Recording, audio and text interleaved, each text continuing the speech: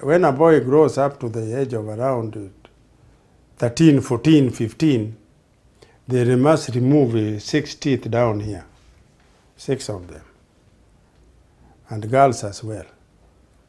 The teeth was our symbol of unity and identification.